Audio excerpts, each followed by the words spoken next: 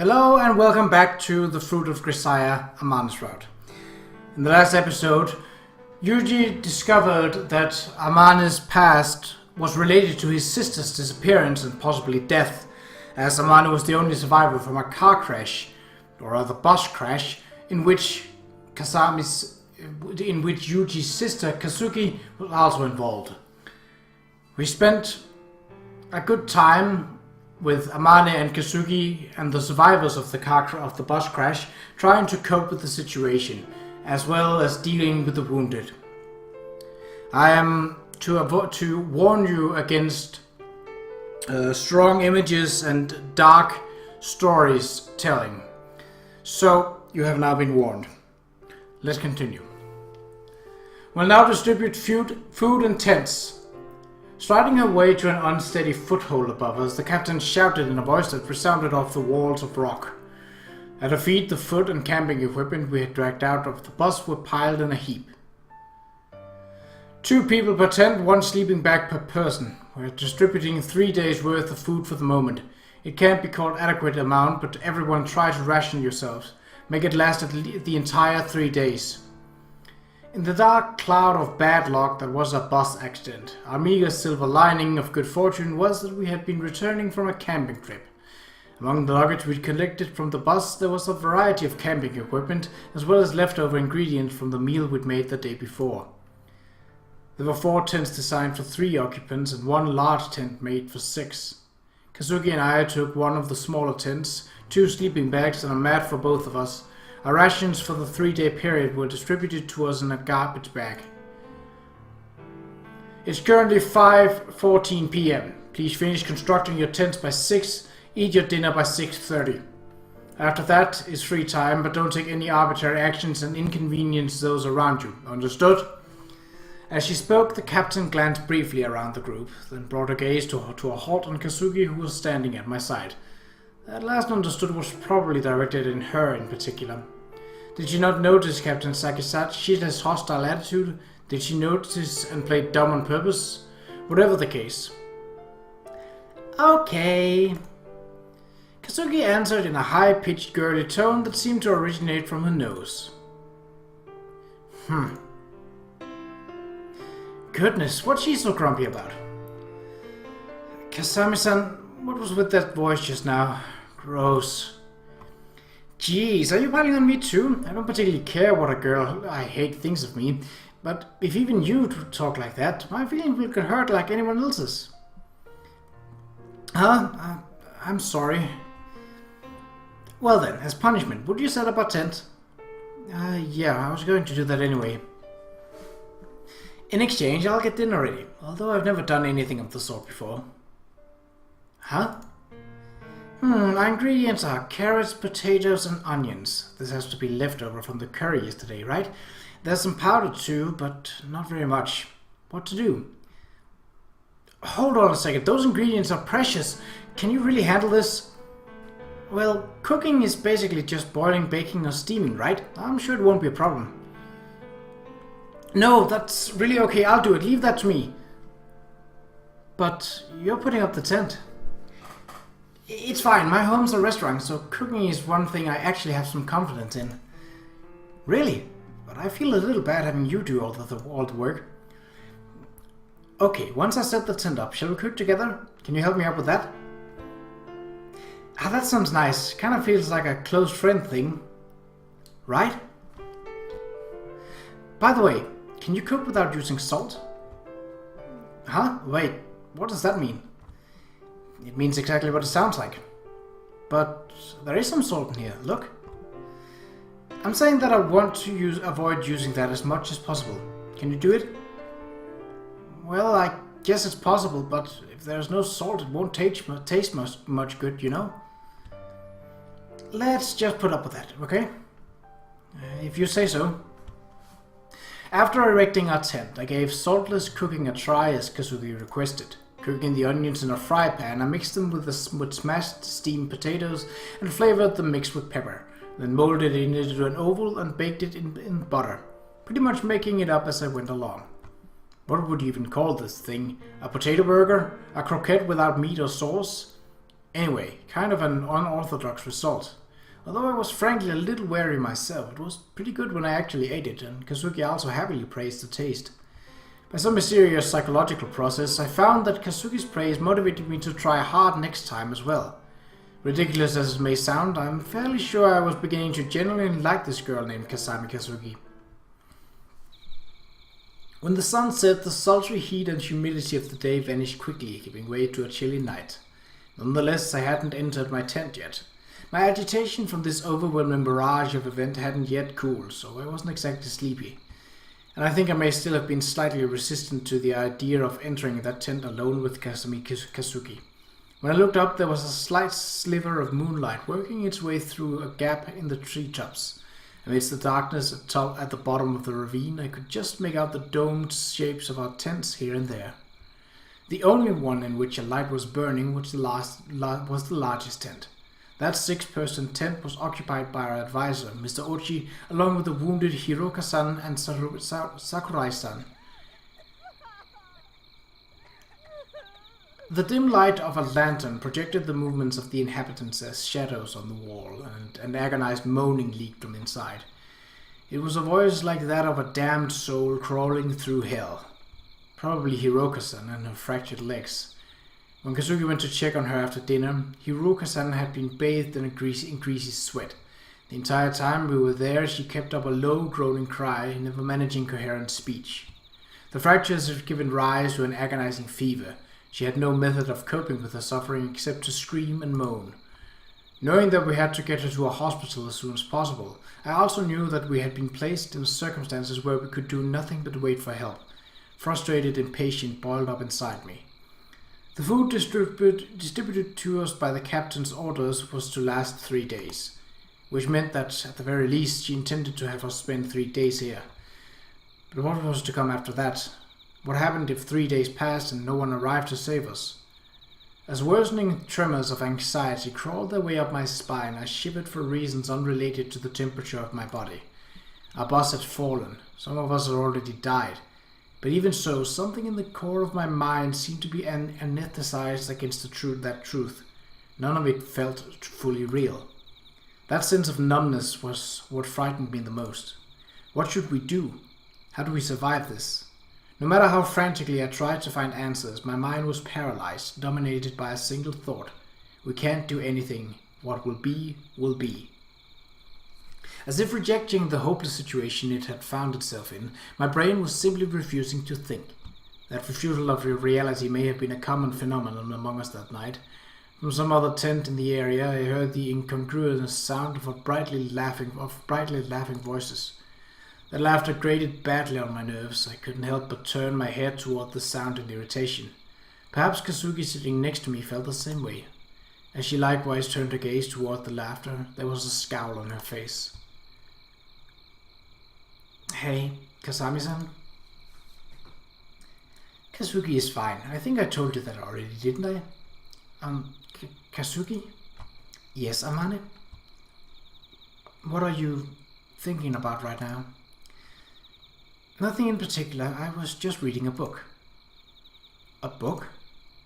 There was nothing in Kazuki's hands. Even if there had somehow been a book there, it would have been impossible to read in the darkness. Did I not mention this to you yet? If I see the contents of a book, I can store them in my memory as an image. It's a simple matter of consciously interpreting the characters later on. I can read whenever I please. Huh? Sorry, I don't get it. What are you saying? Well, imagine it as a camera taking pictures of the pages of an open book. Later, you can read the content from these photographs. That's simple enough, yes? I have 144 unread books in my head at present. I was just working on one now. What the heck was I supposed to say to that? Could the geniuses of the world all do things like this? No, that was the wrong way to look at it. It's probably precisely when you can do something so utterly removed from the capabilities of other people that you deserve to be called a genius. I was confident there was simply no way I could ever pull off something like that, no matter how well she explained it to me. What kind of book are you reading? A fiction novel in which 15 students of mixed gender are trapped in a school that's been destroyed by an earthquake. The The setting of student survivors in a closed space was similar to our current situation, so I started reading in hope it might be of reference, but unfortunately no good. I didn't gain any particular useful information. On the point of asking about the ending of that novel, I abruptly clamped my mouth shut. Even without asking, I had a rough idea. Most likely the students in that story were wiped out. That was probably the exact reason Kazuki had vaguely described it as not particularly useful. Kazuki turned her face to me with a sleepy expression, admittedly her default state, stifled a small yawn and mumbled, "It'll be 10 soon," without a glance at any clock or watch. "We don't have anything to do. Shall we sleep?" Yeah. It was certainly true that staying up any later wasn't going to accomplish anything, and just being awake with nothing to do would invite unproductive, depressing thought. I understood that, but I simply wasn't sleepy. Indifferent to my minor dilemma, Kazuki stood up immediately and opened the zipper dividing the entrance to her tent. "Hey, Kazuki." "Yes?" "Aren't you scared?" That's a good question. I'd actually been holding on to an answer for this one for a while now. Feel like hearing it? "Yes."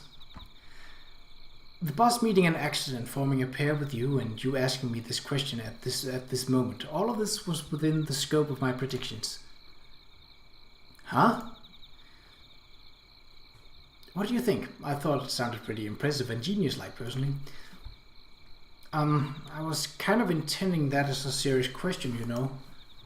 Precisely why I answered seriously. Let's sleep. I expect tomorrow will be a busy day in its own right.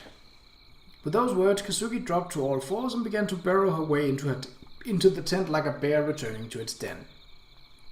In a blank daze, I watched Kazuki's round butt wriggling under her skirt as she disappeared inside. I found myself alone, trying and failing to process the meaning of her words.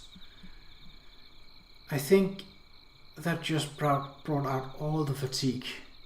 Confronted with the reality of Kazami Kazuki, a girl who looked at first as if she was not thinking at all, a girl who kept her thoughts completely unreadable, I found myself feeling ridiculous in comparison. The way I drowned myself in anxious worrying, the way I worked myself into a panic over things I had no control over. Left alone in that dark, silent place, I strained my ears. Hiroka-san's moans, which ate into the heart of the listener, and the voices of laughter, with a grating denial of our danger, both had stopped for now. The occasional rustling of trees in the wind and the voices of insects were the only sounds left to echo against the walls of rock.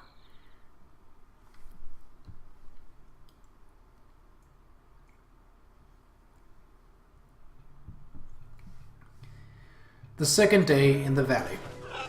That morning I awoke to the eerie song of distant birds. I had burrowed into my sleeping bag and closed my eyes, fully expecting to lie awake all night, but evidently I must have dozed off at some point. When I forced open my unexpectedly heavy eyelids, I found the interior of a cheap blue tent illuminated by a slanting ray of morning sun. Thankfully, the temperature had risen with the dawn. I must have slept for at least a few hours, but the burden of my fatigue was no lighter. If anything, I felt even more exhausted than I had been the night before.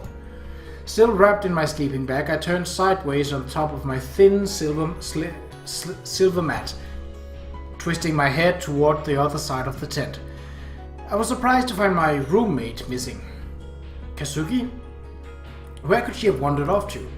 The mat and sleeping bag Kazuki had been using sat on the ground next to me, neatly tied together in a tight roll. From the look of things, it was unlikely she'd just stepped out to use the bathroom. Kazuki was clearly already awake and taking action. I crawled outside the tent into a clear-skied but dim morning. The sheer cliffs to our right and left intercepted most of the sun's light. What little reaches filtered down through gaps in the thick vegetation far above. No doubt the same reason it felt oddly chilly for a summer day. Others had already emerged from their tents into the gloomy dawn. Here and there they sat quietly on the hard stone ground. In addition to the trauma and mental exhaustion of the previous day, we'd slept in an unfamiliar environment. Not the best way to get rested and refreshed. Most had barely slept at all, judging from the dark circles under their eyes. Hey, have you seen Kazuki? I called out to a freshman from the neighboring tent, Ibuki Haruna, seated some 3 meters away. Ibuki brushed her long bangs out of her eyes with her fingers and responded listlessly. Kazuki Oh, you mean Kazami-san. She headed off toward the forest carrying a shovel. Maybe she's relieving herself? Oh. I turned toward the valley's lone exit, the tangle of vegetation we called a forest, but Kazuki was nowhere in sight. I did, however, happen to notice someone acting rather oddly a little way off. Hey, what's she doing over there? Who knows? It was Sakuma Minori, a third-year senior. She was a talented athlete, particularly skilled at sinking three-pointers, who earned the title of scoring queen in our team. At the moment, she was repeatedly hurling small objects straight up into the air. If you're that curious, why don't you go ask her yourself? I really don't want to deal with her crap. Ibuki didn't bother to lower her voice. She didn't seem to care whether her frank words might reach the ears of our senior. As a result of last night's discussion, she'd been paired with that very Sakuma-senpai and was stuck sharing a tent with her for the duration of our stay here. The combination seemed logical enough, since Ibuki and Sakuma had been sharing a room as border students, but room assignments in the dorm were arbitrary and arranged for the convenience of the school. As in most boarding schools, the freshmen tended to moan about running chores for their arrogant older roommates, while seniors complained about being expected to clean up after some clueless brat. If you're stuck living in the same room for an extended period of time, the reasonable thing would be to deal with your differences and find a way to get along. But it seems things aren't that simple, particularly for girls. And the roommates who disliked each other most tended to be exactly the ones who were kept together when rooms were reassigned the next year. It wasn't just coincidence either.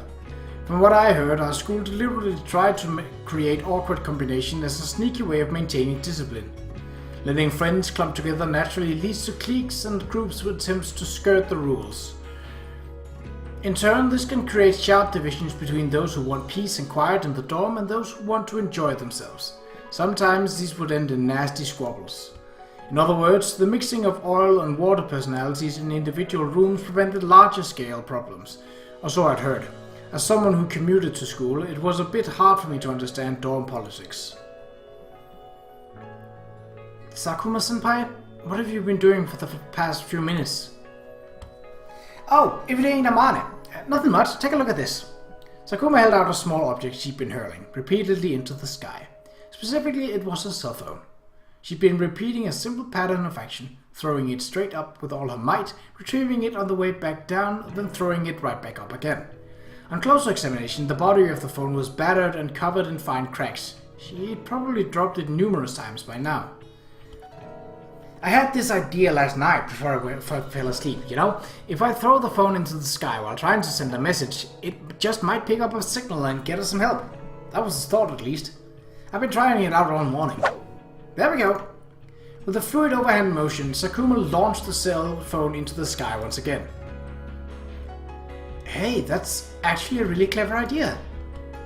I know, right? I thought so too, but whoops! Skillfully catching the cell phone as it plunged back to the earth, she flipped on the screen and checked the status of the transmission.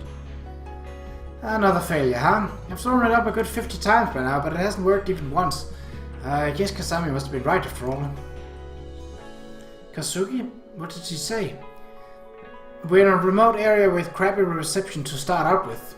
Even on the off chance I managed to throw it just barely into range, it's not gonna do any good if it falls back down before it can send any data, or so she told me. Then why not toss the phone on top of a cliff so it can't fall back down?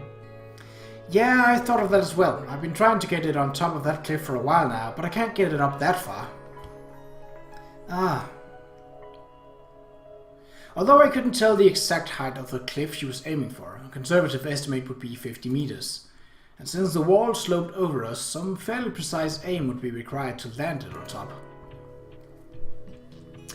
Kazami said we could try to think up some clever idea to get it up there, but she also pointed out there's no guarantee the top of the cliff will be in range either. I suppose not. I hit on the idea of making a crude sling out of a towel or something to throw the phone over the cliff, but it was true enough. There was no evidence we'd be accomplishing anything even if it worked. If there wasn't any signal up there either, we'd end up throwing away a valuable potential means of communication for nothing. And yet, Sakuma was keeping her task relentlessly, probably mostly for the sake of having something to do. She seemed to know full well that it was essentially hopeless. So, by the way, have you seen Kazuki recently? Kazami wandered off into the forest with this big old shovel a while ago, maybe 30 minutes now. If she's doing her business out there, she sure is taking her time. I think I'm going to check up on her. Better be careful if you do. I went into the forest a little while ago myself, but there's no trail or anything, no real landmarks either. It's just a sea of trees, so it's incredibly easy to get lost. Make sure to leave very clear signs to mark your path, alright? Yes, I understand. I'll be careful. It had already been half an hour since Kazuki entered the forest. Definitely way too long for a bathroom break. It was hard to imagine Kazuki of all people making such a careless blunder. But there was a possibility she'd lost her bearings and wandered in the wrong direction. I cautiously made my way into the forest using the blade of a can opener to mark tree trunks with arrows as I went. Kazuki! I tried shouting her name, but there was no reply.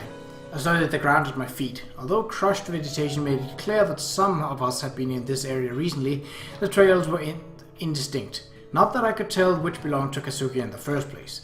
When I glanced behind me, I found the route I trampled through the high grass was still very clear by comparison.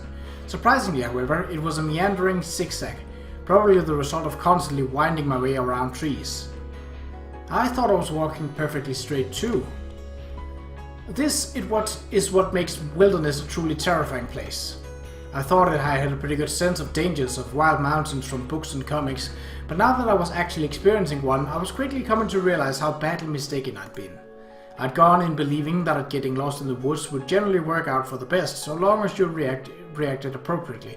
That naive thought dissolved in mere minutes inside the jungle. In an environment utterly barren of any trace of other human beings, your sense of isolation quickly builds into anxiety. It becomes easy to rush into action based on unfounded optimistic assumptions. It's got to be this way. It was probably over there. Shying away from acknowledging the worst-case scenario, running around on your intuition alone, you become truly and hopelessly lost. In time, your anxiety reaches a new stage. Am I simply wasting my energy wandering around in circles? And even worse fear because it's paralyzing. You're frozen where you stand, trapped with your own slowly escalating terror. And eventually the fear of death creeps up on you, breaking your courage and robbing you of reason. In the end, just such an outcome is entirely likely.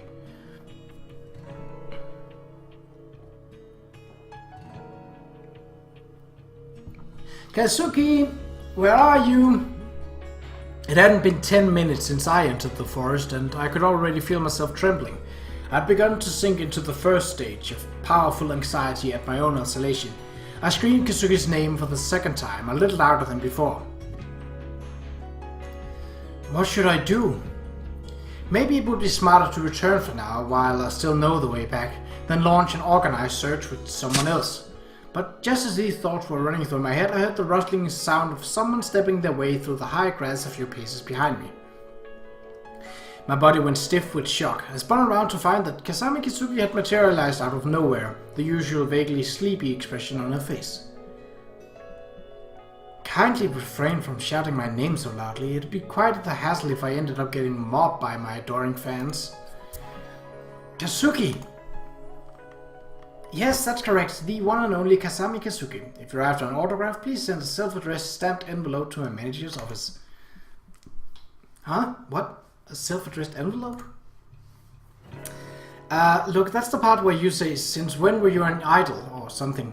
Otherwise the gag's going to fall rather flat. Right. Sorry. That's alright, I suppose. Can't say I was particularly proud of the joke myself. Kazuki, where did you run off to? The bathroom, so to speak. But it seems I can't even sit back and relieve myself these days without being hounded. Very much an idol's dilemma, don't you think? Hence the joke. That was a pretty long bathroom break. You were at it for 30 whole minutes? Since I was out here anyway, I took the opportunity to gather some plants that looked vaguely edible, see? Kazuki held out some small, unfamiliar vegetables. They seemed to be immature shoots of some leafy plant. I was searching in the hope there might be mountain herbs or something similar growing, but this was the most I could find. What is that stuff? Can you really eat it? Ostrich fern sprouts. Technically edible raw, but boiling them would probably be wiser.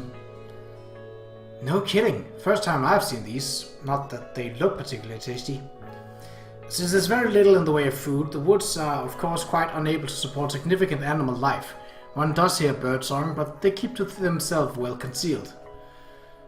On the bright side, I suppose we don't have to worry about being attacked by bears, but there's no getting around the fact that we found ourselves in a spectacularly inhospitable environment. In any case, let's make do with these for our breakfast. I'll leave the cooking to you, but try to use as little seasoning as possible. We still got potatoes and carrots left, you know. We need to try to conserve ingredients with a longer shelf life as much as possible. There's no guarantee we'll be able to escape this place within 3 days after all. Oh, yeah, I guess you're right. No reason to take it so hard. We're certainly in a desperate situation, but that doesn't mean we're doomed. Will we get out of this? Who knows? Not to dodge the question, but even I don't know that yet. Does a path to survival even exist? Yes, it does. What? What is it? Huh? What, there really is a way out, right? There is, yes, but that's a road we can't travel yet. We can't? What does that mean? It means we can't yet put the idea into practice. We wouldn't be able to. Not as we are now. Sorry, I'm an idiot, so I don't really get it. What do you mean we can't do it now? Like, it'll become possible after enough time passes? That's exactly right, and of course there's still a possibility help will arrive. For the moment we can only sit still and hold out as best we can. Hey, what kind of an idea is it? Give me a hint at least. Pub quiz. What do people need to survive? Water for one thing. Ah, that's right, I forgot to mention that. When I was picking edible grasses earlier, I found a small mountain spring. In other words, no need to worry about a supply of drinking water. Oh, water, huh? Hardly something to be disappointed about. Given us a steady supply of water, human beings can generally hold out a week or so, even with precious little else. Can you report to the captain as your discovery? Sure, I guess. Alright then, shall we head back?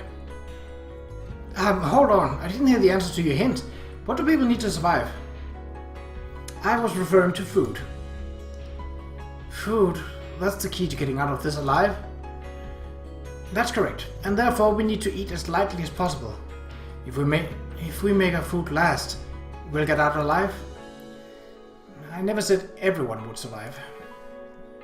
Huh? Let's head back already. If we are away for too long, everyone will get worried. Hey, Kazuki? It's quite alright, I remember the way back perfectly. Just follow me. Hold on just 1 minute. Wowee, that's an awfully angry look on your face. What's gotten your knickers in a twist? Wowee yourself. Not everyone will survive? What that's supposed to mean? I was simply acknowledging an unfortunate possibility. If help arrives relatively early on, we will of course emerge from this with no further casualties. Then, what if they don't come? That's a bridge to cross when we come to it. The rescue team should keep up their search for at least 5 days, perhaps as long as 2 weeks. If a week passes without help arriving, we can think the matter over at greater length, as a group. Okay. No need to be so anxious. In all likelihood, you're going to survive. Why do you say that? Do you really need to ask? Because I chose you as my partner. Are you serious? Perfectly serious, of course. Well then, is the question and answer session finished now? Yeah. Very well, let's be on our way. Hey, don't just march off all of a sudden. What a troublesome young lady. If you're anxious and want to hold a hand, just say it out. Just say it straight out. That's not really what I... Oh, is that so? I was just about to offer you my hand, but I guess that won't be necessary. I'll take you up on that. I'm sorry, your voice was rather indistinct there. I want to hold hands! Please hold my hand, Kazuki-sama. That's a good girl. Come here, Amane-chan. Jeez, from now on, don't just wander off by yourself without a word. I was worried, you know. You were? About me? Well, yeah, probably a little presumptuous for the likes of me to be worried about you. No, that's not what I meant. If anything, I suppose I was rather surprised by the idea of someone feeling concerned for me. But yes, you're right, I do apologize. Don't make that face, alright? You look like a child abandoned by its mother. Not to worry, I won't go off anywhere and leave you behind. You promise? Yes, I promise. Come, shall we return? Okay. Since I was physically sturdy, I was usually the one being relied on by others, but at that moment I realized I'd grown totally dependent on that diminutive girl, Kazuki. I wasn't used to leaning on others like a crutch. Clinging to someone usually made me feel more awkward than anything else. But that day, the distinct warmth of Kazuki's small hand was very reassuring. You've got cold hands, Amane. Ah, sorry. That's quite alright. They remind me of my mother's in that respect. Please, do feel free to call me Mommy. Oh my, you've learned to give back a little.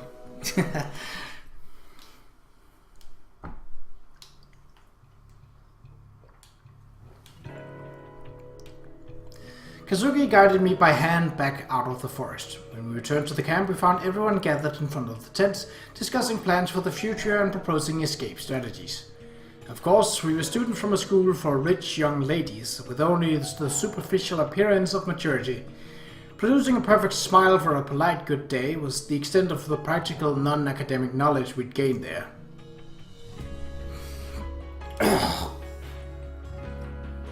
As such experience wasn't exactly of much use here, the majority of the ideas were unrealistic, founded on the assumption the world will arrange itself for our convenience.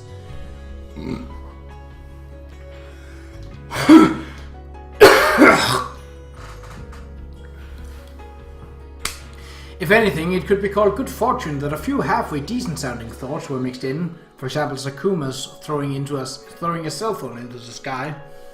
However, the majority of these were more worthwhile plans, had already been tried out by the person who brought them up, all with little success. In this life and death situation, everyone tossed out any idea that popped into their heads, grasping at straws in a desperate search for hope. But when someone proposed we capture a bird and wrap a letter around its leg asking for help, Captain Sakashita finally lost her temper at the sheer absurdity. Look, people, are you even taking this seriously? Don't say that, we're all thinking as hard as we can. And is this the best you can do? Even a grade schooler would have more common sense. What? Do you really intend to waste even more of our time fantasizing about how we might capture some wayward messenger pigeon? You don't have to put it like that, right? Well, Captain Sakashita might have us beat on the desperation front, if nothing else.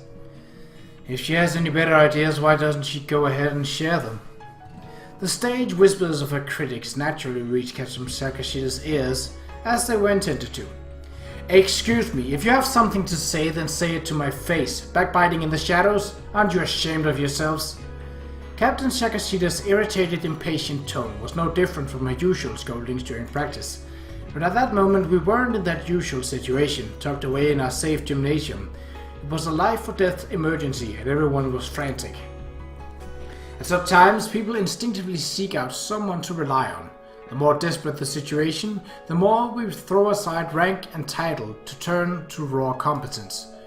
It felt like many gazes were beginning to concentrate in Kazuki's general direction. I don't think it was just my imagination. Captain Sakashita seemed to have noticed as well.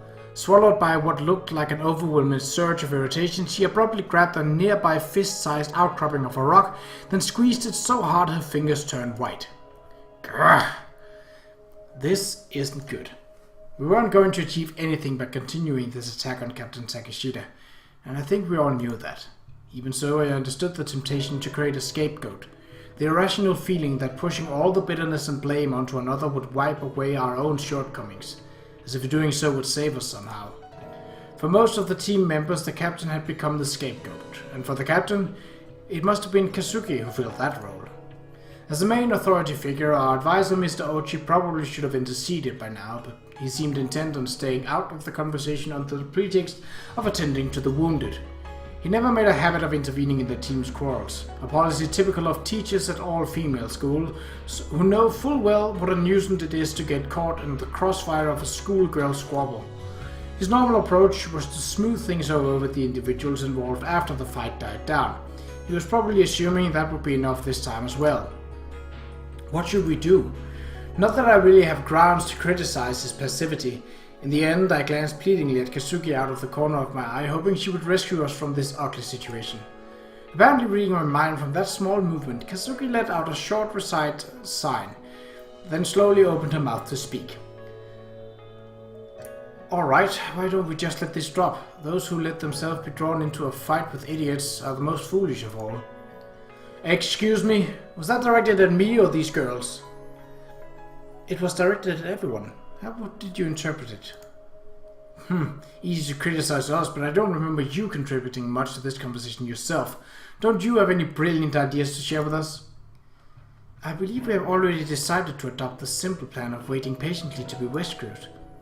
Do absolutely nothing, in other words. Sit on our hands and wait God knows how long for help to arrive?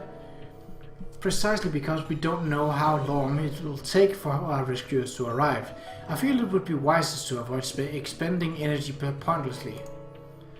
Fortunately, we've secured ourselves a source of water thanks to Susan, and as long as we eat lightly, we should be able to endure for a while, but I suppose... Kazuki covered her mouth with her hand and narrowed her eyes in apparent amusement. I suppose we could adopt my earlier proposal. Care to risk everything on an all-out-or-nothing bet, march off into the forest? As she spoke, Kazuki jerked her head in the direction of the overgrown humid jungle sealing our only exit from the valley. Even from a distance, the tangled mass of plants exuded the indifferent menace of nature. That's not what I... The captain had emphatically shut down this suggestion only yesterday. Overturning that decision now was probably impossible. Cold sweat forming at my temples, I watched nervously as the captain's face changed color to an extremely disturbing shade of red. But in the next moment, Kazuki shot me a quick, suggestive glance. Oh, I get it. I probably jerked my hand into the air as if requesting a teacher's attention in the classroom. Can I say something? What is it, Susan? Well, I think the captain was right before. It would be really dangerous to wander off into that forest. Yes, we're all perfectly well aware of that already. Therefore, for the time being, why don't we spend 1 week waiting for help here while testing as many plans as we can think of? Why 1 week? Apparently, unsuccessful search and rescue operations are usually abandoned within 2 weeks. So if help doesn't turn up after a week, the odds of them finding us gets worse. It's a reasonable point to start discussing proactive plans for escape. What? That's what we're discussing right now. Are you even paying attention? Yes, but well... Does this person really think the plans we come up with today will be of any use after a week's drain on our endurance and resources? Mystifying. What was that? Wait, I turned my head slightly to the side and shot Kazuki a brief glance. Not that she even noticed, judging from her unruffled, perfectly indifferent expression. Okay, well, anyway, all I was trying to say is... For the week the rescue teams are probably going to be looking for us, we conserve our energy and transmit SOS signals by any means we can think of. If nobody finds us, we can discuss the next step based on our food situation and physical condition at the time. I suppose that's reasonable. It certainly doesn't seem like we can do much more at this point. Is that acceptable, Misochi? Huh? Yeah, let's go with that for the moment. Alright then, lastly, a word of warning. Feel free to attempt ideas as they occur to you, but absolutely do not take that as a license to act recklessly. I don't want to see anyone putting dangerous stunts like digging footholds into the rock and attempting to climb. That'll be all. With those clipped words of warning, the discussion finally ended, taking with it the tension that had hung thick in the air for so long. The rest of the group quickly broke up into their assigned pairs, whispering furtively to each other as they walked away from the meeting place. Of course, I was no exception. As Kazuki promptly stood up from her seat and made to leave, I chased after her and immediately offered a few words of complaint. Okay, look, that was pretty low, you know? My, whatever are you referring to? The way you just made me mouth all the important stuff for you again. I'm not your ventriloquist dummy, okay? This is very odd. I don't have the slightest recollection of ordering you to say anything. As if it wasn't totally obvious anyway. Come on, you sent me that signal with your eyes. Yes, I certainly did. I must say though, I wasn't expecting you to pick up on the message so perfectly. To be honest, I'm currently in something of a state of rapture. I expect I'll be unable to wipe that smile off my face for the rest of the day. I'm rather worried people might find it unpleasant after a while. For the record, I'm already finding this unpleasant in many ways. You know something, Amane? I'm quite smitten with you. If you were a man, I do believe I would have proposed by now. Cut it out, I don't swing that way, alright? Yes, no need to worry. I don't swing that way myself at the moment. At the moment?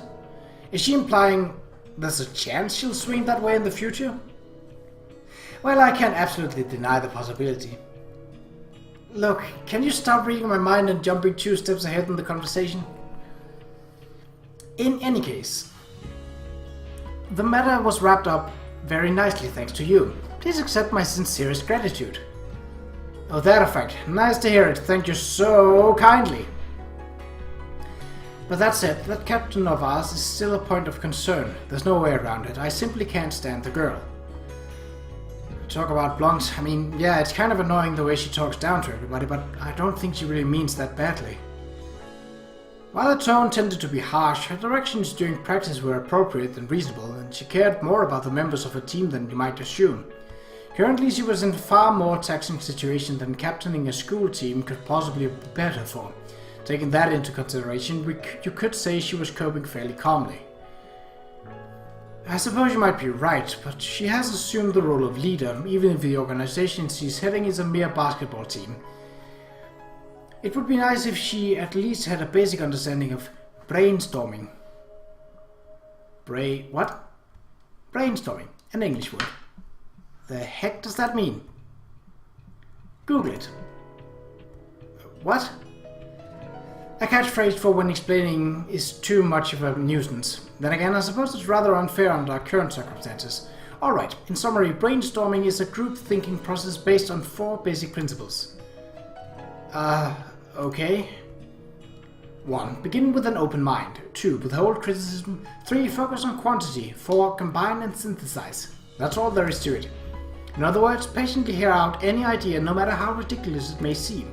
Even thoughts that seem utterly without value at a glance are to be considered potentially valuable building blocks. Attempt to combine them without other suggestions to produce something meaningful. That's brainstorming. Oh, nice. Sounds kinda geniusy. Save the mockery for later, please. This is genuinely important. Yeah, sorry. Go on. In the discussion just now, the captain merely shut down the ideas of others without offering a single constructive thought of her own, yes? Right. For example, the suggestions about making a signal fire or simply torching the entire forest to draw attention. What was her response to those ideas? I think she said they tested those already without any success. The smoke of a campfire gets dispersed by all those overlapping tree branches hanging over us, and starting a forest fire might have been possible in winter, but now the jungle is so moist and humid it just won't catch. Something like that. Right, what other ideas were there? Next was throw a cell phone trying to send a message on top of a cliff, I think? Yes, Sakuma-senpai tried that many times and failed as well. Anything else? Make a conspicuous kite using the sheet from a tent, capture a bird and tie a letter to its foot. What's this? Did you think of something? Hey, what about tying a cell phone to a kite and just floating it up into the sky? Indeed, worth a try, I think. Seems almost obvious. Why didn't we think of that in the discussion just now? Because the discussion amounted to little more than belittling each plan in succession. Such an approach is completely meaningless.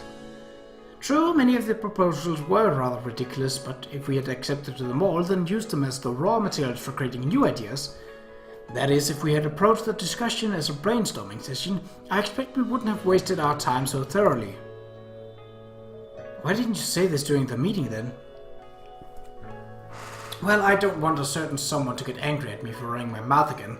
Also, lecturing people is ineffective way to introduce them to a new way of thinking. Far better if they can discover it themselves. By coming up with an idea, for example, like trying a cell phone to a kite? Yes, indeed, experiencing such a flash of insight is quite stimulating to the mind.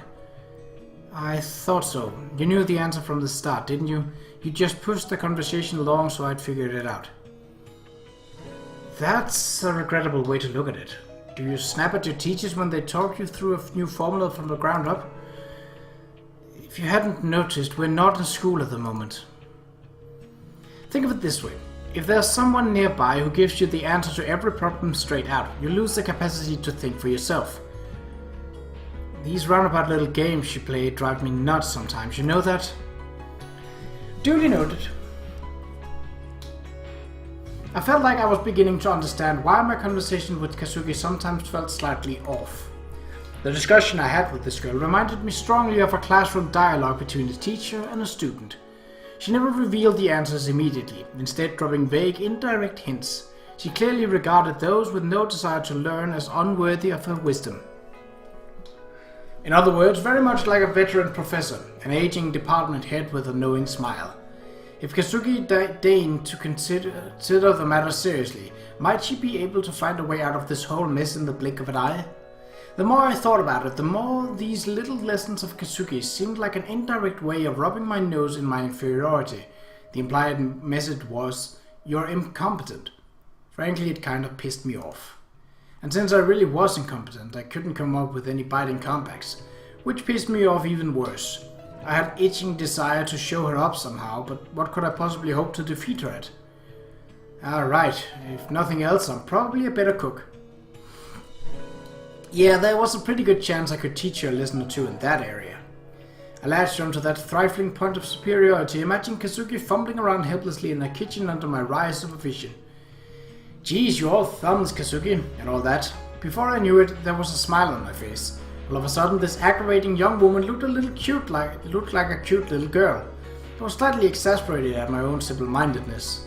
I quickly put the culinary skills in question to use, whipping up our meager breakfast. As Kazuki and I were joking it down, I ended up telling her about that little daydream. That simple-mindedness you mentioned is a psychological defense mechanism. It helps keeps us from committing suicide. She responded with these pretty much incomprehensible sentences. That and a gentle smile. What the heck is with this girl anyway? Well, whatever.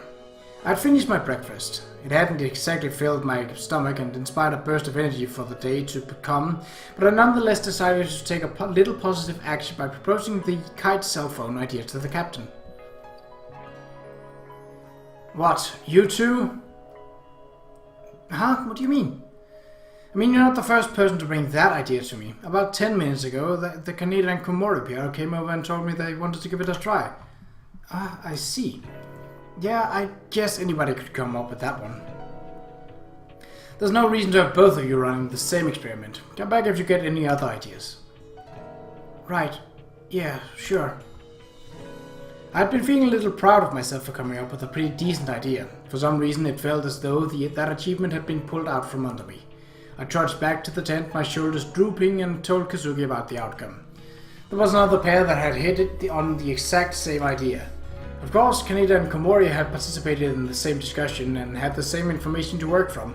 It wasn't that strange a coincidence. Indeed, Kazuki showed no surprise whatsoever. Quite the opposite, she nodded her head with the words, "Ah, I figured that as much. From what she told me, something called reminiscence was likely at work here." The reminiscence effect is a phenomenon whereby recollection and synthetic analysis of new information actually becomes easier after a certain amount of time has passed, as your brain draws new connections in the course of processing it as a memory. Again with this complicated stuff, my head hurts already. I suppose you're right. A technical explanation would likely drag on, so let's leave it be. I approve of this proposal wholeheartedly. Well then, have you come up with any other ideas? Okay, flying a brightly colored kite in the hope someone will discover it is basically an attempt at catching someone's attention visually. In other words, you could call it an optical form of communication, right? Yes, that you could. And using a cell phone is pretty similar, except you're trying to communicate through the medium of radio waves, or whatever. Ah, so that's what you're getting at. Huh? Do you maybe already know where I'm going with this?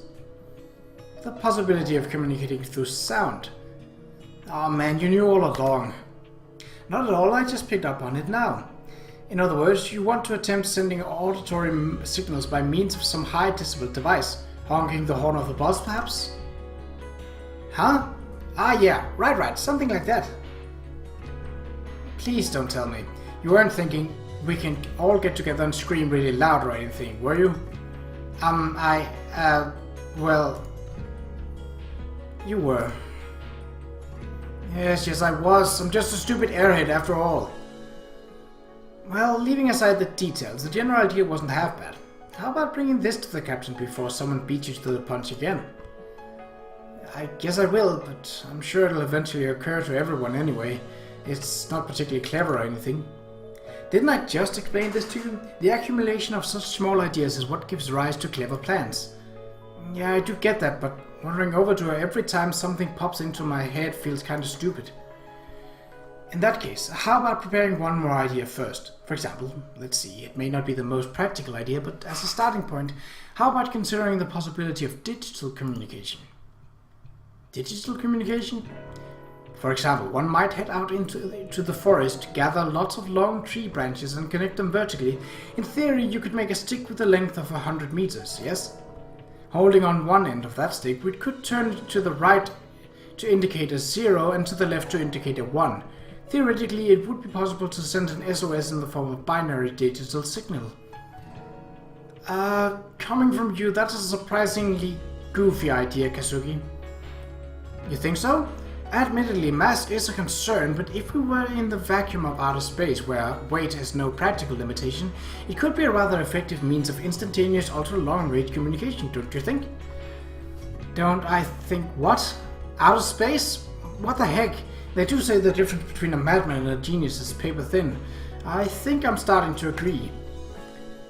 Look, you don't have to present it as a practical suggestion. I was merely proposing you offer the general idea as a starting point for further thought. Well, I guess I'll try and mention the rough idea, but I really hope she doesn't end up thinking I'm a total idiot. You're being rather rude, you know that? After that, I offered the captain my second idea and received a fairly positive evaluation of worth looking into. I did give a half-hearted mention of the possibility of digital communication as well, but as anticipated, the captain's reaction was unenthusiastic. The concept clearly didn't quite click with her either, and I was left with a vague permission for experience within range of common sense. Well, the proposed experiment just involved gathering long sticks and trying to bind them together, so at least failure wouldn't be a complete waste of effort. We'd have secured ourselves a supply of firewood if nothing else. That said, the first priority was looking into the more realistic possibility of communication through sound. In other words, examining the ruins of the bus and seeing if the horn was still functional. As a matter of fact, I had a bit of knowledge about motor vehicles. I'd liked cars ever since I was a young child. Back in the day, I loved tagging along with my dad to the market every morning in our mini truck. I guess my somewhat tomboyish fascination with cars amused my dad. He used to let me sit on his lap and drive around and around the place for the fun of it. Of course, I'd gotten a little old for that, but I never lost my curiosity about automobiles. I picked up a bit of knowledge about how they function. Crawling through the broken rear window, I made my way into the overturned bus once again. Inside, the smell of leaking fuel had grown noticeably thicker in the air. After slowly and carefully making my way the length of the bus, I reached the driver's seat to find the key still seated in the ignition. But the cylinder had been firmly turned to the off position. Come to think of it, that was my doing. When I dragged Mr. Ochi from the driver's seat, I'd found the eerie glow of the dashboard backlight so creepy that I immediately switched it off. Clutching the key tightly, I said a small prayer to no one in particular, then twisted it to on. The dashboard sprung immediately to life and I heard the distinctive stirring of the fuel pump motor. Apparently the battery was still alive. It must have been a dry cell. With the vehicle sideways like this, the liquid electrolytes would have leaked out of a wet battery. I was tempted to keep turning the key to start, but the engine was probably a lost cause. I'd just be wasting precious battery juice in the attempt. First off, I was here to test whether the horn was operational. gave the center of the steering wheel a light push with the palm of my hand, and a surprisingly loud blast of sound rang through the air. Thank goodness, it's still working. At the sudden sound, everyone in the valley turned as one to stare in my direction. For the moment, I'd confirmed the horn was operational. Now we had to consider how to make effective use of it. Just blasting away aimlessly would run down the battery quickly, so it seemed necessary to discuss how and when we should utilize it. Turn the ignition back to off for now, I cautiously made my way back out of the bus. It seems the horn is functional. Yep, I guess we now have to think about when we should be using it. After all, there's not much point to honking away if there's nobody nearby to hear it and call for help. For the moment, we should be satisfied with having obtained the basic capability of communicating through sound. Whether we'll use it at random or in combination with something else is a matter of future consideration. I turned around and looked up in the direction of the road. I guess it was perhaps 200 meters distant from the bottom of the ravine where we were trapped. The sound of our horn would probably carry that far. But how are we supposed to know if someone was up there at any given moment? That was the biggest problem with this idea. From that distance, a car could be rumbling fairly noisily down the road and we likely wouldn't notice. I couldn't immediately think of anything other than the passive strategy of honking the horn at regular intervals in the hope of a coincidence. It'd be easier to make use of it if a rescue helicopter were to fly overhead or something. But then again, the sound produced by a helicopter in flight is so loud our horn might well be drowned out entirely. Oh. If the sound's no good, how about light? What about detaching a headlight from the bus and shining it into the sky? An excellent idea, but... Turning back and following Kazuki's gaze, I quickly discovered why she trailed off mid-sentence. After tumbling down a slope of 200 meters in length and finally plunging into a pit-like valley, the bus resembled a giant piece of gum chewed up and spat out by a dinosaur. The roof was caved in, the windows were all broken, and the headlights and turn signals were no exception to the general rule. Every one was smashed beyond repair. Looks like a no-go. Well, there's still a possibility one of the tail lights survived. Even an interior light might come in handy for something. Let's take a closer look. Yeah, you're right. Kazuki and I divided the job of searching the wreckage of the bus for potentially useful items, but the noticeably important things had already been carried out. The only new discoveries were a few discarded magazines and a slightly dirty blanket that had been used as cushioning in the luggage compartment, as well as a small metal box containing a bare handful of tools and a single fire extinguisher, probably designed for use against vehicle fires. Nothing to write home about, in other words. I had tried to go in without much in the way of expectations, but there was definitely a part of me clinging to the faint hope of discovering something. An armful of canned food in some unexplored nook of the luggage compartment would have sent me back to camp jumping for joy. When that hope was dashed, the disappointment hit me much harder than I had expected. Hey, Kazuki, what's going to happen to us? That's the first time today you've asked me that question, you know, and I've given you the exact same answer every time. What will be, there's no way to know how this will end. For now, we need to keep up hope and do what we can. All that I do understand, but I just can't help it. For now, we simply do what we can. In those words, there were a slight glimmer of optimism, the suggestion that at some undefined later we would escape. But that vague hope was too slippery to cling on to. I couldn't see anything but overwhelming, unpredictable reality. The anxiety and uncertainty was almost too much to bear. It felt as though someone had suddenly dropped an enormous whale in front of me and told me to fillet it with a single fruit knife. Holding back tears, I was thrusting my tiny blade into thick, unyielding blubber, tormented by a sense of futility, doubtful I was accomplishing anything at all. Just waiting for someone to tell me, it's impossible, just give up. In such a situation, I couldn't help but sink into pessimism and passivity. Is help coming? When will they arrive? What if they never find us?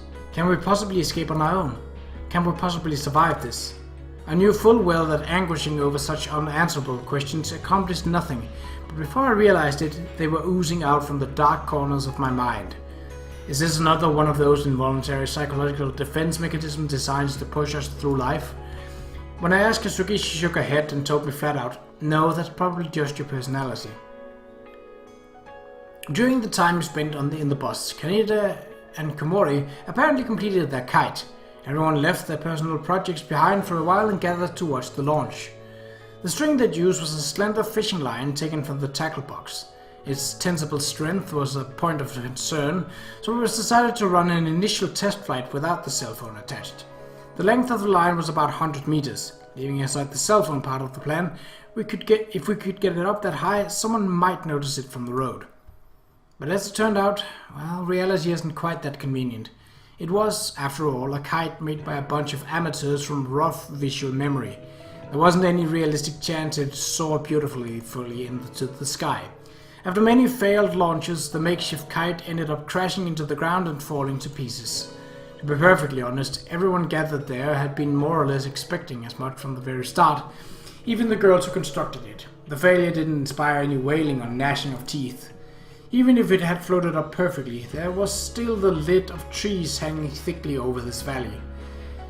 Weaving even a well-constructed kite up through the gaps in the canopy without tangling it hopelessly in the branches would clearly have been very difficult. Even so, Kaneda and Komori said they'd give it another shot and immediately began repairing their broken kite. But apparently the general feeling was that nothing more was going to come from this. Everyone left them alone with their mangled construction and headed back to their own stations. In the end, Kaneda and Komori never did succeed in getting the kite into the sky, and later that day, Mr. Ochi told me that it probably wouldn't have achieved much anyway.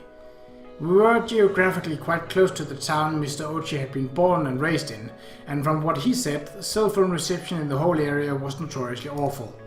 What's more, take a look at a map and there's a nicely paved national highway running straight through this region, but we'd fallen while driving down an old back road.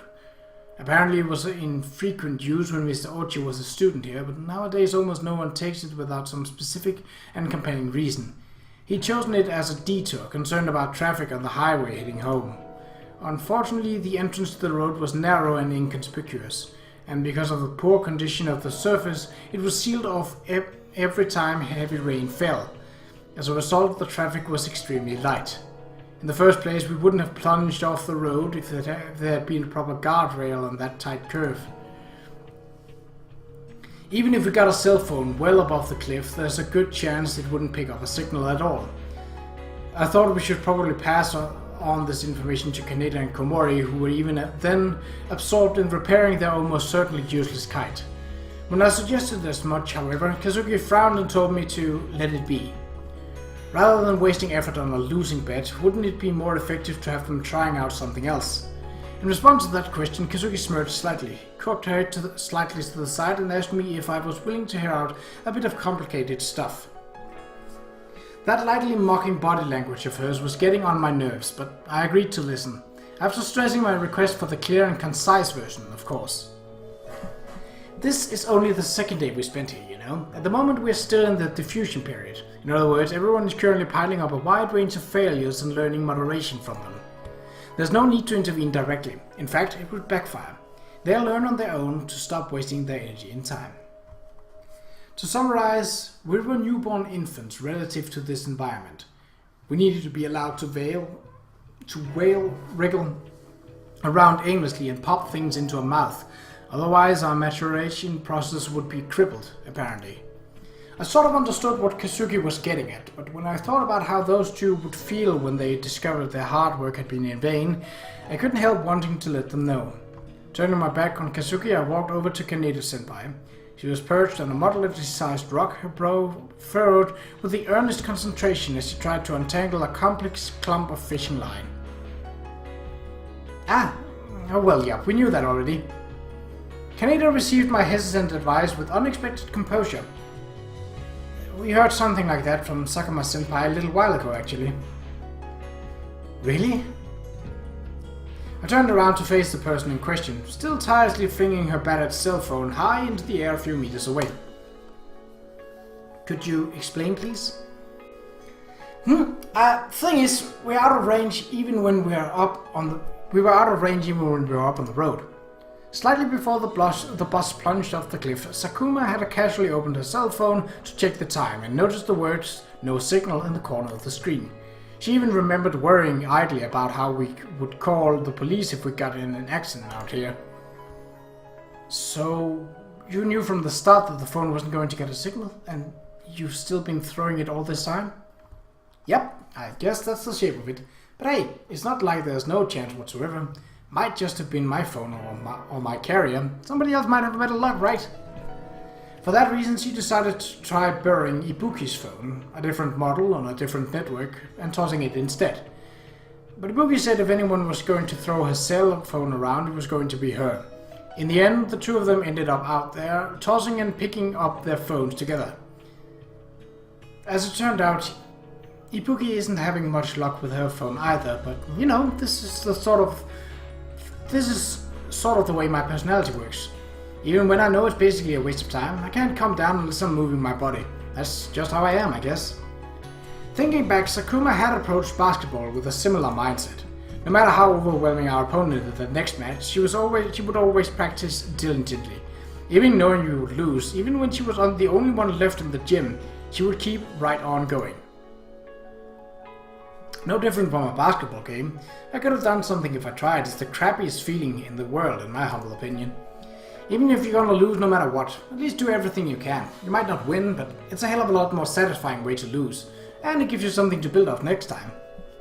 Words were very typical of Sakuma, well known in our team for her silent dedication.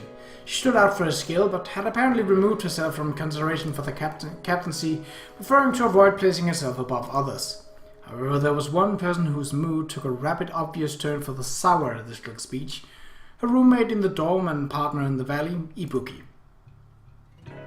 I can't stand it when you break out that no pain, no gain crap, Kuma-senpai, and I don't remember hearing anything about this place being totally out of cell phone range. Ibuki had been drafted into this exercise in futility without her knowledge. Judging from the way she was biting her lower lip and squeezing her cell phone tightly in her hands, she wasn't happy about it. The girl had a tendency to complain fairly easily, a trait that often left her somewhat isolated from the group in both the classroom and of the team. Huh? Could have sworn I mentioned that. Another thing I can't stand, you're a complete scatterbrain. Sorry about that, Bookie. With those words, Sakuma casually slipped her hand around Ibuki's waist, drew the younger girl close and rested her chin atop Ibuki's head. Don't call me Bookie. Pouting, Ibuki mumbled that even her classmates had started to pick up that stupid nickname. Apparently even seemingly mismatched individuals could develop some fairly intimate bonds given enough time together. Staring at the two of them, I entertained some idle speculation about which one would be wearing the pants, not even noticing my cheeks growing hot. Apparently my trivial delusions were showing pretty clearly on my face as Sakuma gave me a broad, almost boastful grin. I told you so, right? We don't get along as bad as you guys like to think. Right. What about you, partner? Probably shouldn't neglect Kazami too long. That girl seems like the type to get all sulky if you don't give her enough attention. No way, we're talking about Kazuki here, you know? Kazami Kazuki didn't need anyone's attention. To her, I was nothing but a personal chef, a convenient servant girl, and occasional object of amusement. If Kazuki really needed to, I was pretty sure she could pick up cooking quickly enough. Give her a while and she'd probably be good enough to leave me very nearly worthless. You don't get it. You don't get it at all, Amane. Tell me something. Why did you pick that Kazami Kazuki for your partner? Well, pick her. I didn't really have a choice in the matter. As for why things turned out that way, it was probably because we both realized I was the only person on the team capable of putting up with that fiercely unique personality of hers. Okay then, when Kazami asked you that question, this is what you're gonna tell her. Huh? As Sakuma leaned over to whisper in my ear, I caught a strong whiff of the refreshing, citrusy scent of her body. The way her breath tickled my ear as she spoke didn't help either. I froze stiff as a statue, unable to really focus on processing the meaning of her words. That'll do it, guaranteed. I'm pretty sure you'll find out exactly what Kazami thinks of you. But those right there are words of power. Little advice, don't overuse them or you'll delude them. Alright then, if you say so. I didn't really get it, to be honest. It felt like the most likely outcome would be Kazuki laughing in my face. Then again, it probably couldn't really hurt to give it a shot sometime, if I happen to remember. Alright then, you better head back before the princess gets cranky. The princess, huh? Not that I found Sakuma's theory particularly convincing, but I did decide to head back in search of Kazuki. However, her shoes were in front of our tent. I took a quick look inside anyway, but there was no sign of her. What's this? What'd she get off to now? Well, Sakuma may not have been too far off the mark. Leaving Kazuki unattended for too long didn't seem to be the best idea, considering this habit of casually strolling off without a word. Don't tell me she's wandered off into the forest again. Maybe she was actually doing this on purpose, waiting for me to come looking for her? No, I was definitely reading too much into this now. That said, there was no reason to think Kazuki was coming back anytime soon, and considering that blunt personality of hers, the longer I left her to her own devices, the more likely she'd end up quarreling and causing us trouble. After heaving a little sigh and mumbling a few complaints about my nuisance of a partner, I ended up trotting off in search of her like the hopeless soft touch I was. As it turned out though, my search wasn't a particularly arduous one. Kazuki's whereabouts came to light within 2 minutes. I discovered her shoes lying neatly side by side in front of the largest structure in our camp, the conspicuous 6-person tent. Kazuki, are you in there? When dealing with a tent, knocking isn't exactly an option, so I hesitantly called out to her through the door. Yes, I am. Do come in. Okay. As instructed, I removed my shoes and crawled into the tent. The interior was dimly lit, muggy, and filled with the overpowering stench of disinfectant and sweat. I let out a small, reflexive groan of dismay. Well, did you tell Kaneda-san and the others about the reception? Oh yeah. Even as Kazuki spoke, she was applying disinfectant to Sakurai's wounded stomach. Maybe the gloomy lightning had something to do with it, but the gash across Sakurai's abdomen and the rough fishing line stitches holding it shut seemed all the more gruesome today, to the point I could barely stand to look at it. If you're free at the moment, would you please replace the towel on Hiroka-san's forehead? Yeah, of course. I turned to the other side of the tent as requested. Hiroka-san was lying nearby with a damp towel on her forehead, repeating long, deep breaths. Her eyes were squeezed tightly shut. It was obvious at a glance that she was still suffering from the fever brought on by breaking both her legs. The howls and moans which had continued throughout the night had gone quiet that morning, so I assumed her condition had improved. But it was clear to me now that she simply lost the physical strength to scream. Hiroka-san, are you alright?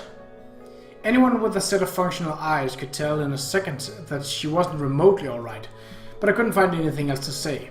When I took the towel from her forehead, it was burning with such heat that it could have been resting on a hot iron plate. She was drawing a regular, repeated breath, but there was no response whatsoever to my question.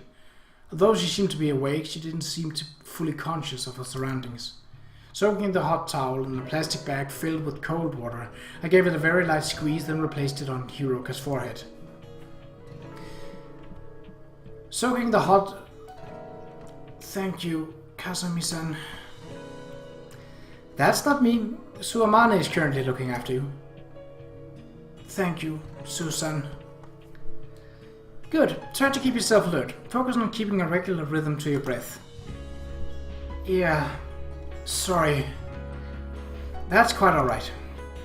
Kazuki kept up her conversation with Hiroka even without turning around. In that moment, watching the silhouette of her back in that dim tent was strangely reassuring to me.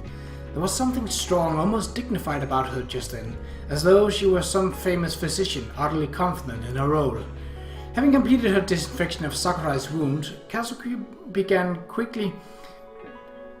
quickly wind the bandages back into place, speaking in an ice-cold voice as she worked. Sakurai-san, I do understand that your wound must be exceptionally itchy under this bandage, but particularly given the humidity, but please do not scratch at it. Think of the itchiness as a minor form of pain. It's proof that your body is beginning to recover. Please endure the urge to claw at yourself and undo that progress. Yes, I'm sorry. If it becomes absolutely unbearable, call for me and I'll disinfect the wound again. I understand. Thank you. I'll stop by for another checkup later today. With those two words, Kazuki crawled out of the tent, signaling for me to follow with a glance. I was planning to go wash these bandages, but I can't use my hands particularly well at the moment. Would you mind accompanying me? Yeah, sure, I don't mind. Then let's be on our way. I caught a quick glimpse of long strips of cloth blackened with blood in Kazuki's hands, presumably Sakurai's old bandages. But in the next moment she turned her back on me and abruptly began to walk off. What was this? She seemed to be in something of a bad mood. Unfortunately, it was a little difficult to tell for sure in Kazuki's case, as she was more than a bit brusque at the best of times. How are Hiroka-san and Sakurai-san holding up? Huh? Wasn't that the question on your mind? Yeah. I'd prefer if they didn't overhear us. Let's discuss this on the way. Okay. Well, that explained the sudden exit. Kazuki's estimate of the medical situation wasn't as pessimistic as I had feared. Sakurai's abdominal laceration was apparently healing relatively steadily. The larger problem was Hiroka-san and her fractured legs. Although Kazuki had straightened her legs, pulled the bones into place and fixed them with makeshift splints, the blazing fever that accompanied the injury showed no signs of receding. Hiroka-san wasn't exactly what you could call robust or sturdy to begin with. At present she weakened to the point that her body was incapable of accepting the nourishment it needed to heal. They tried to feed her a light soup, even crushing the small chunks of potato with a spoon to make them easier to swallow. But after swallowing a mere 3 mouthfuls, she insisted she was completely full. And continuing to feed her regardless only resulted in her vomiting back the entire meal. Even so, I think she'll slowly improve with rest, but it's going to be difficult. It's going to take a long time. You're not wrong about that, but we have a very serious shortage of medicine. Our only source of medical supplies was a single first aid kit we kept on hand to treat scrapes during practice. Although we were well stocked in band-aids, disinfectant and pain-relieving patches, we lacked antibiotics to prevent lacerations from festering and drugs to bring down agonizing inflammation caused by bone fractures. Also, the wounded girls are worried they are becoming a burden on the group. Treating them with stilted kindness might well end up exacerbating those feelings of guilt, so try to interact with them as naturally as possible. And that would explain why she seemed oddly impassive back there, I guess. Well, I had to admit it would probably be exceptionally creepy to have Kazami Kazuki of all people treating you with tender compassion. And? What happened on your end? Huh? You went to tell Kaneda and Komori about the possibility this area has no cell phone reception, didn't you? Yeah, but apparently they already knew about that. I see. They've known it was probably hopeless for a while now, but they didn't have anything else to do. And the possibility it might work isn't zero. I guess that's enough for them. There was some new information from Sakuma-senpai too. Apparently there wasn't any cell phone reception when we were up on the road either. Would have been nice if she or Mr. Ochi let us know a little earlier, don't you think?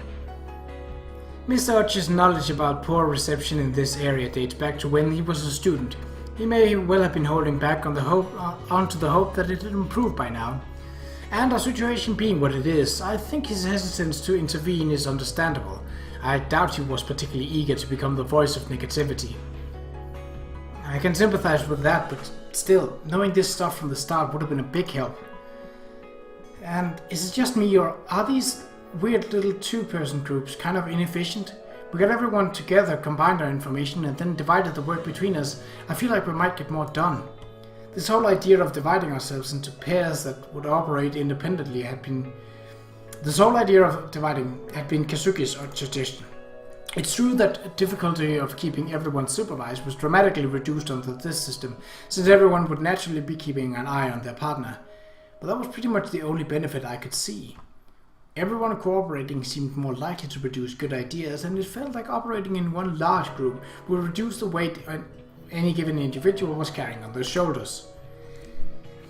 Not true. Simply adding more voices to the discussion often accomplishes little more than decreasing its coherence, and if the burden on the individual grows too light, that's problematic in its own way.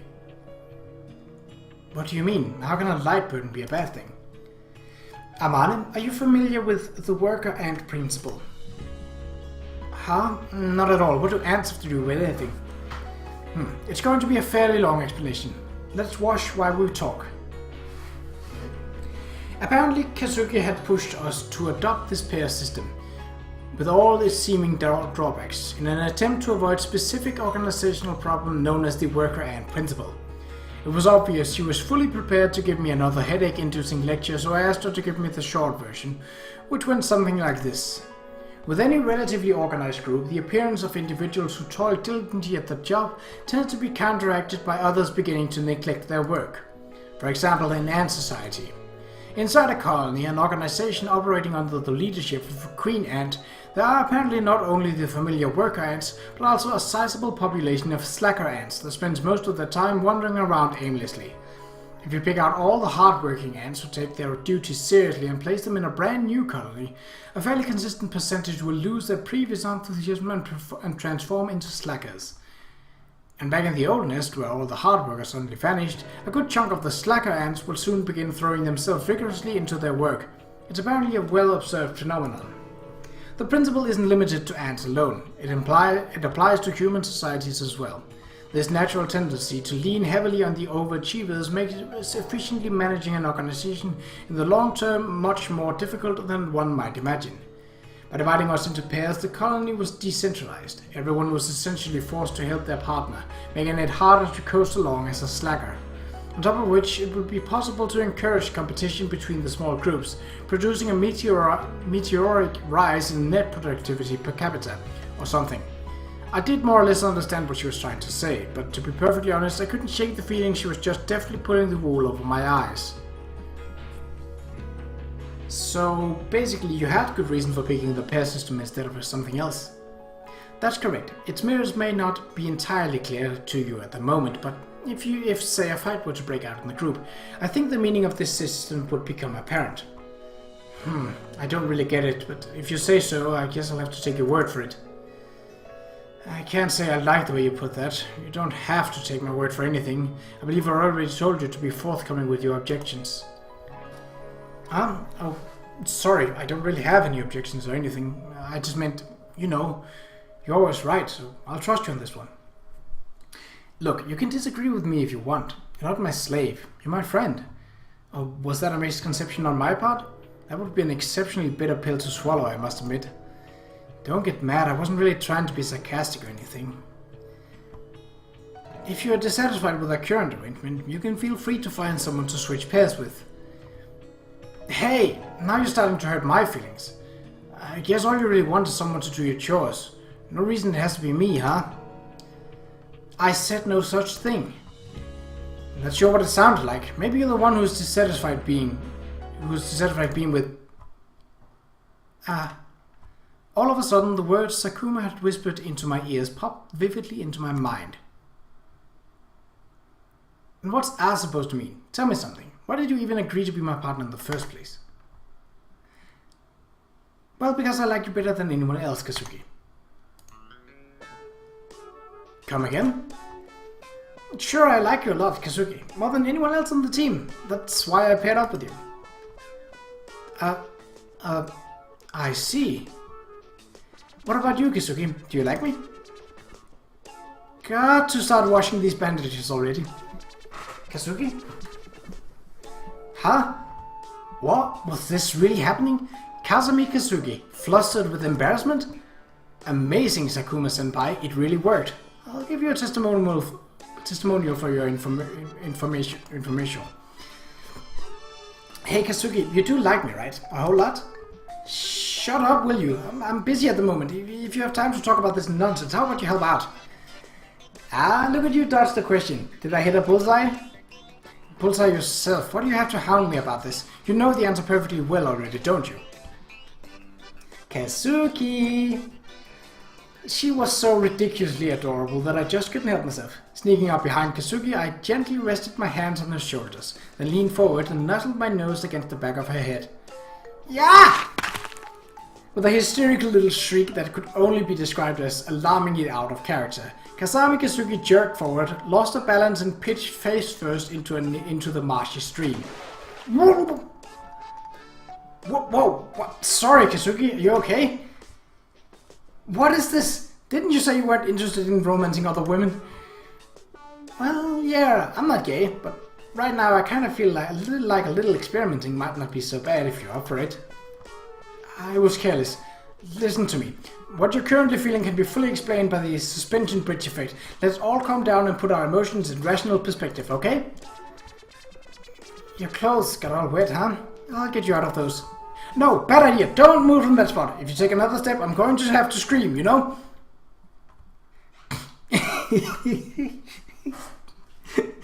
Sorry. It was just a joke, you know? A joke? Like I told you, I don't swing that way. Rest assured. Come on, if you sit in that water all day, you're gonna freeze to death, you know? Here, give me your hand. Ignoring Kazuki's bitter scowl, I offered her my hand, which she accepted with a great show of reluctance.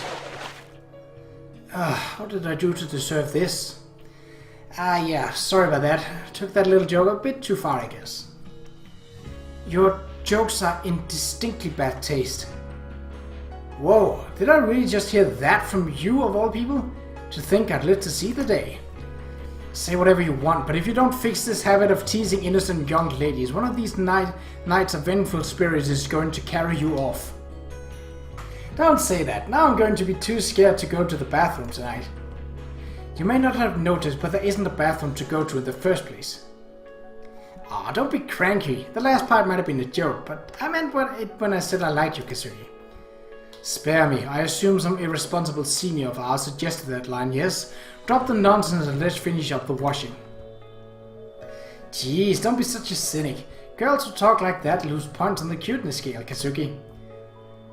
From the day I was born, not even my mother has ever referred to me as cute. Hey, Kazuki, what about your uniform? Aren't you going to take it off? That's quite alright. It's summer, so it'll be dry soon enough. Don't worry, no matter how small your tits are, I won't laugh. How can you say things like that with such perfect composure? Is it just me or had your character changed a good bit since yesterday? This is my default state, you know. Probably just means I'm getting more comfortable around you. Go ahead, play with me like a toy while you still can. You'll get what's coming to you sooner or later. Hey, what? Huh? What is it? Something wrong? It's a dog. A dog? I looked down to find a toy breed dog at Kazuki's feet, rubbing its face up against her legs and snuffling in evident curiosity. Isn't this Komori-san's pet dog? So it would seem. What's wrong? You're not good with dogs, Kazuki? I wouldn't say that. It just sprung out of the bushes so suddenly that I was rather startled. But where's its owner? I don't see any sign of Komori-san. I wonder if this guy just wandered out here alone. Most likely. It seems to be slightly dehydrated. Perhaps it was following the scent of water out here. I see. Okay then. Wait just a sec, I'll scoop you a drink. I'd recommend against that. Why? Many of these selectively bred toy dogs have a rather weak digestive systems. It would probably be best not to give it unpurified water without checking with the owner first. Really? But I've been gulping this water down all day and I feel totally fine. You're clearly an exceptionally healthy girl. I seriously doubt a little dirty water would have much of an effect on you. This dog, however, appears to be a rather delicate creature, so I think boiling its drink first might be wise. You're kind of hurting my feelings, for the record. We have a supply of sterilized water back at the camp, so we'll give you some of that. Think you can be patient? Although it almost certainly didn't have the first clue what Kazuki's words meant, the little dog responded with a high-pitched bark and began wagging its tail happily. I see. Good boy. Huh? No way. You talk to dogs, Kazuki? Seems totally out of character. Excuse me, I do have a bit of girly side in my own right, for your information. Well, I guess I can buy that. Kazuki did seem likely to turn into one of those hard-working career women, the hard-assed middle manager in a pantsuit who ends up blazing right past marriageable age without sparing the time for men. And this was exactly the sort of dog she'd be keeping in her apartment to help distract from the loneliness of her existence. Working like a maniac during the day, cheering out her male underlings at every opportunity, earning the intimidated all of the other women, getting herself the ignominious title Tyrant Queen of the Office, then rushing home to her apartment at night, greeting the fluffy ball of fur waiting her at the front door with a sugary "Mommy's home, poopsie" or something, then proceeding to pamper it with gourmet meals, maybe even dressing it up a little in little sweaters, keeping up a simpering stream of baby talk all the while. I just imagined your future in the real world for a second, and I'm about ready to cry. Oh, that scowl! Wow, fire! Kazuki does mean business. I see. I must admit I'm rather curious to hear the details of this delusion, but for the sake of my mental health, it seems wiser to abstain. In any case, we finished washing the bandages, so shall we return? We got to bring this fellow back to his owner after all. With those words, Kazuki bent down and scooped up the dog playing at her feet into her arms. Kazuki, that's gonna be hard with only one good arm, right? I'll take the doggy for you. Oh, alright if you'd be so kind. Huh? He doesn't seem to like the idea. It's okay, doggy. Come here. What's wrong, little guy? Goodness, do dogs tend to dislike you, Amane? No, not really. This is kind of weird. I mean, why is he so attached to you, Kazuki? Did you make friends with him before? No, I did know Komori-san had brought her pet dog with her, but this is the first time I've seen it. I don't even know his name. Komori's love for dogs was well known among the team members, and I'd heard about her puppy, but this was my first time seeing it as well. Komori had been so anxious and lonely at the prospect of being separated from her dog during the sleepaway training camp that she ended up smuggling it in with her. At the planning meeting before the trip, she timidly tried asking the captain for official permission to take a pet along as companion, but naturally the answer was a curt, "School trips are not your personal vacation." But Komori simply couldn't bring herself to leave the puppy behind. In the end, she decided to hide the animal in her sports bag, then apologized once we arrived at the campground and the deal was done. What breed of dog is this anyway? A Maltese? It's a Shih Tzu, isn't it? Do all toy dogs look like Maltese to you? Oh, come on. Maltese and Chihuahuas are the only miniature breeds I can even think of on the top of my head. I guess toy poodles too. I quite literally don't think I could care less. Hurry up and take the dog, will you? He is surprisingly heavy. Well, I am trying, but when I reached out toward it, the tiny dog bared its fangs and gave a sharp bark of warning. It kinda seems like he hates my guts. I just don't get it. Did you wrong the animal somehow? Snatch away some of his food, perhaps? Kazuki, I'd love to know where you're coming from here. What exactly do you think what exactly makes you think I'm a greedy pig with a fondness for dog chow? If anything, dogs tended to like me, and I didn't remember mistreating this animal in the 5 minutes I've known it. It almost felt like, rather than having a problem with me in particular, the dog just didn't want to be carried by anyone other than Kazuki. Maybe this guy just decided you're the alpha. What? Oh, as in the way pet dogs designate one member of their household as the leader of the pack? Yeah, that's right. I'm just guessing here, but maybe this guy instinctively sniffed out the closest thing to an alpha dog we got. Why would that be me? There are plenty of bossier individuals in our group, aren't there? You really think so, don't you? That's kind of amazing in a way. What is? The dog seemed to have recognized Kazuki as the alpha of the pack. Not the captain, not a teacher. Titles don't mean much to an animal, but they're sensitive to confidence, pride, and bossiness.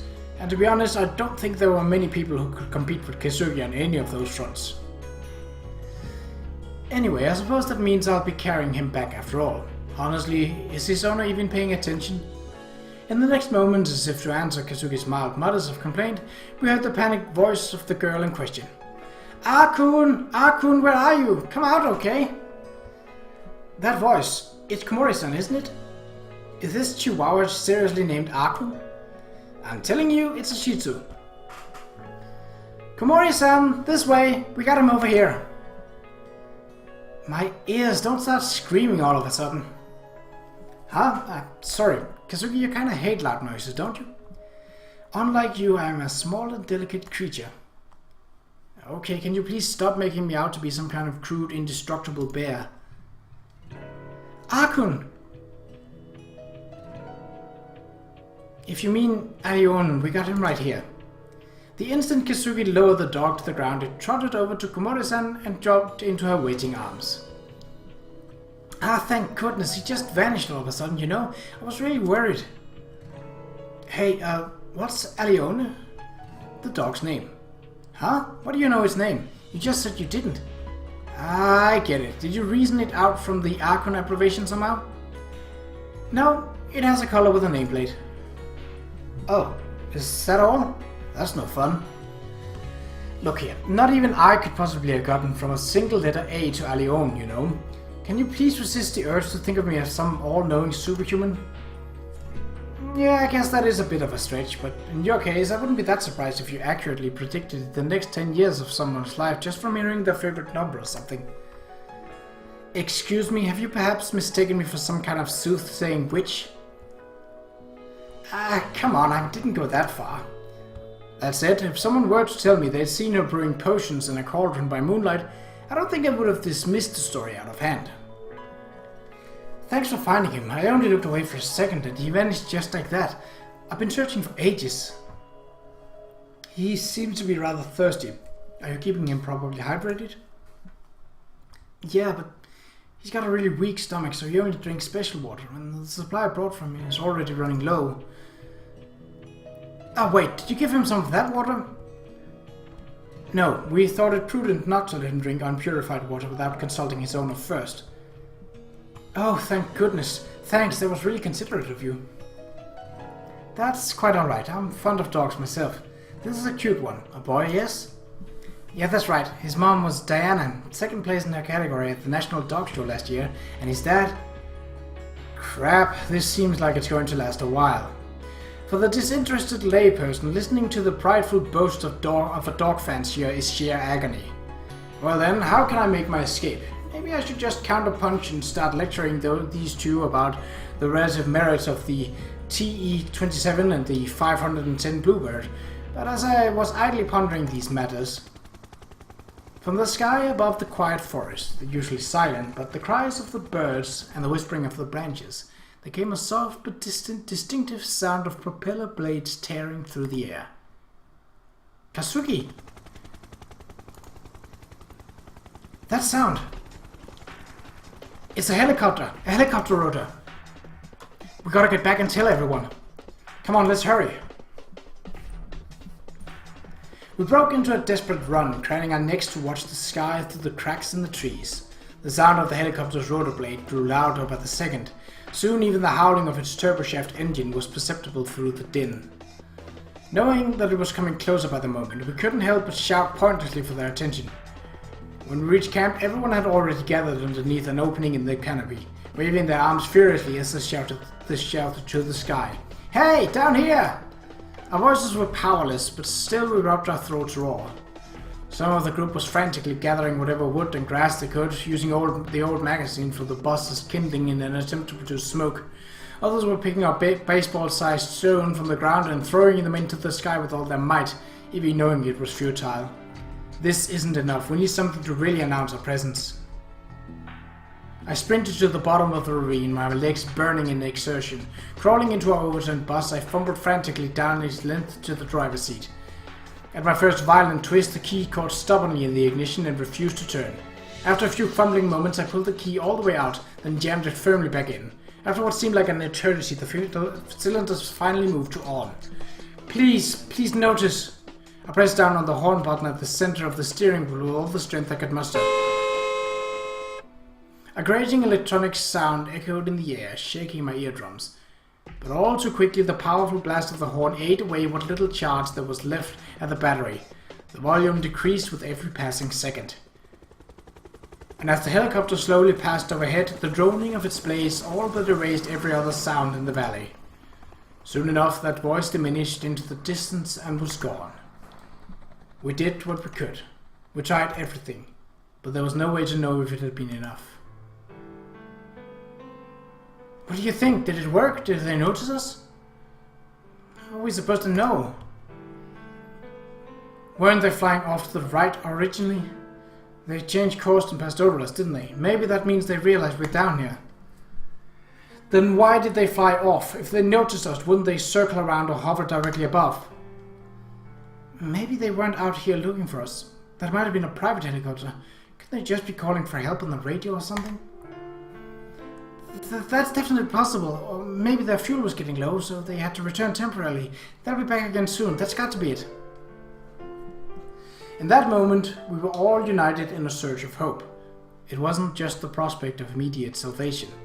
We had spent nearly 2 full days in this place, an isolated island devoid of any hint of human presence. It was beginning to feel as though the rest of the human race might just have vanished from the earth in the instant we plunged off that cliff. And then that helicopter passed by. Even if they didn't notice us this time, another chance would come. We weren't stranded on some uncharted island. We were within eyeshot of a road that connected to the normal world, where our normal lives were waiting for us. Another chance would definitely come. Everyone believed that, unquestionably. We watched the sky until it grew dark. The evening arrived with surprising swiftness. In the end, the helicopter did not return that day. Hey Kazuki, was that helicopter, you think? Who knows? I'm not particularly knowledgeable, but it seemed to be a tandem rotor variety, perhaps a CH-47 Chinook or what have you. Okay, I wasn't really asking about the model. In other words, you were wondering whether it was a rescue helicopter searching for us or a private helicopter that simply happened to pass by. Yeah, I guess that's it. Most likely the latter. Helicopters of that sort are usually owned and operated by the US military or perhaps the JSDF. Either way, I doubt it would be used for a civilian rescue operation. Most likely it just happened to pass by. I was afraid of that. It's nothing to be depressed about. If the area is part of their route, it's entirely likely they'll pass by again. Let's just make sure they can't ignore us next time. And how would we do that specifically? Let's see. When that helicopter passed by today, Sakuma-san threw rocks in its general direction, didn't she? Not that she came even close to hitting it. Right, but for the next time we can chop down some trees in the forest and construct ourselves a catapult. And once that's ready, we might as well load it with a nice hefty boulder, slam that into their windshield, and I think they'll notice us whether they want to or not. If you actually hit them with a boulder, wouldn't they just crash? All the better for us. If we shoot it out of the sky, they'll no doubt send the whole flock to look for the one that crashed. We can pick them off one by one. What's the point of picking them off? Aren't we trying to get help here? Just a little of my specialty Spartan-style humor. Tee-hee. Take your tee-hee-hee and shove it. Not funny, Kazuki. You're one to complain about my jokes being in bad taste. When I closed my eyes for a moment in exasperation, my head drooped to the side. My body was urging me to collapse. That was more than enough for tonight. Tomorrow would probably be another brutally hot day. But for the moment, the night breeze was chilly against my skin. Following Kazuki into our tent, I wrapped myself tightly in my sleeping bag and within minutes sunk like a stone into oblivion. And well, that was a very long episode, and I do apologize for that, but there weren't really any chapters that I could rightly cut at. So, we shall see what happens on the 3rd day. But that is all for next time. So until then, take care.